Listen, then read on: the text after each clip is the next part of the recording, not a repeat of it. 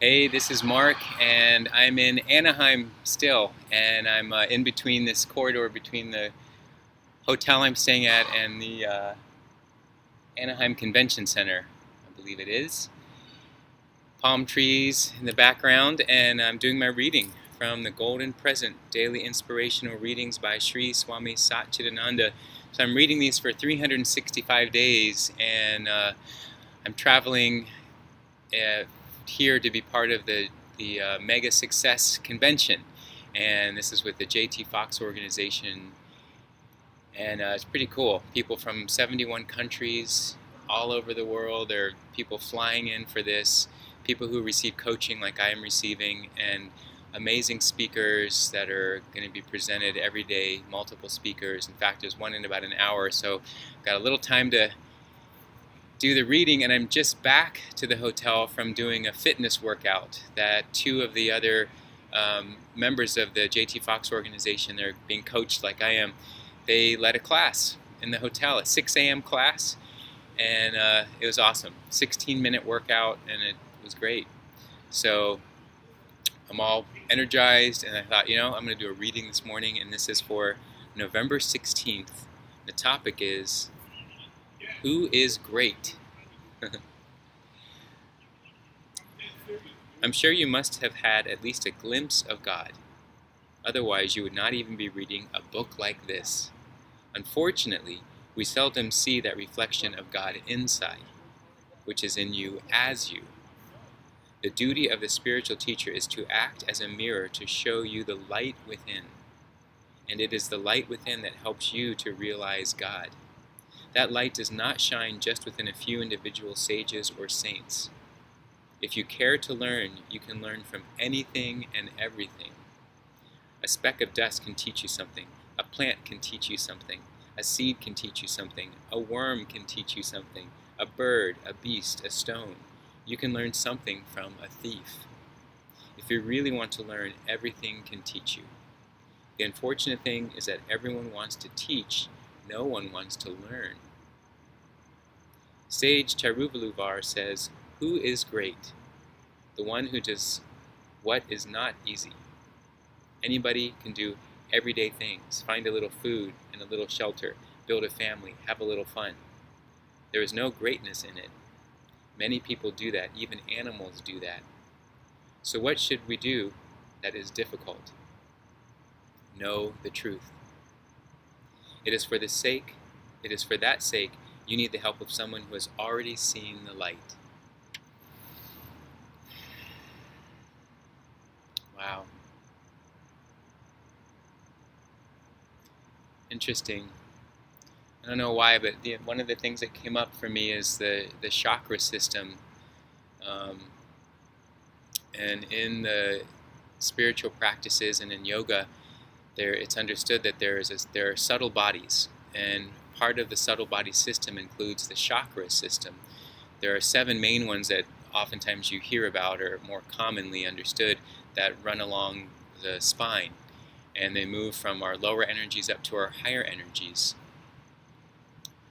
And the lower energies deal with survival, identity, sense of self, um, learning who we are in the world. And then there's the heart chakra that kind of transitions to the upper, higher energies. And that's the area of compassion, of love, of acceptance. And then the higher ones that start to deal with higher communication, insight, intuition, connection with higher energies. And none of them are more important than the other. They're all vital. They're necessary for us to understand ourselves and who we are. But many of us can get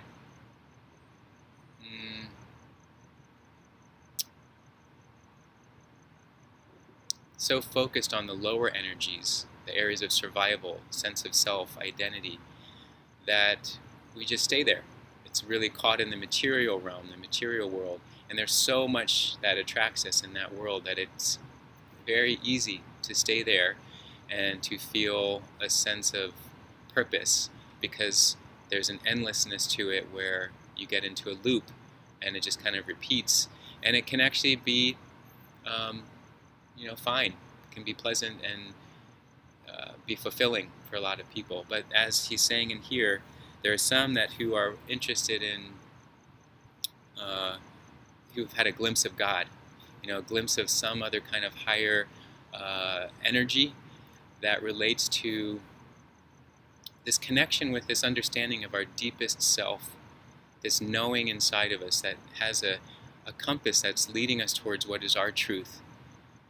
Sometimes we may get a glimpse of it and then we'll block it because it's hard to know how to hold on to that or sustain something like that that's so subtle yet powerful. So we'll just kind of block it and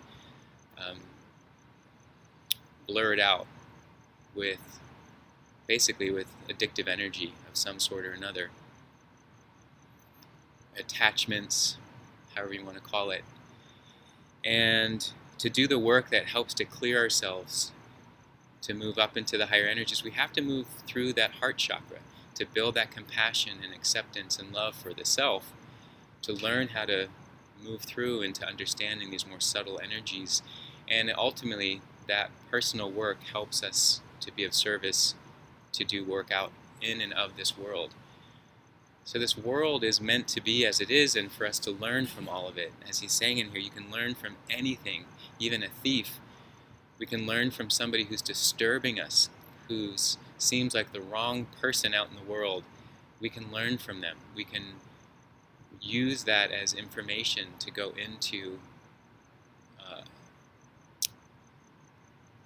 basically this transition period of gathering all that is, not judging it, but having compassion and acceptance that it is here for a reason. There is a purpose, but it needs to transition into the higher energies so that we can make best use of it. If we drop it back down into the lower energies, that's where we just create all of this endless spiral of misery and frustration and disappointment and confusion and helplessness. And that can feel like action a lot of times. That kind of drama can feel like there's movement, but it just turns in itself. So there needs to be that transition where we start to break open our hearts and realize there's more. And it has to do with my own healing and my own growth and my own transition into understanding there's got to be a higher purpose. And again, like he even says, it's not for everyone. It's just if you feel something in you that compels you to say there's got to be something else, then I think that creates a shift. So that's what I'll share for this morning. So thank you for watching and being a part of this, and I'll see you next time. All right, bye.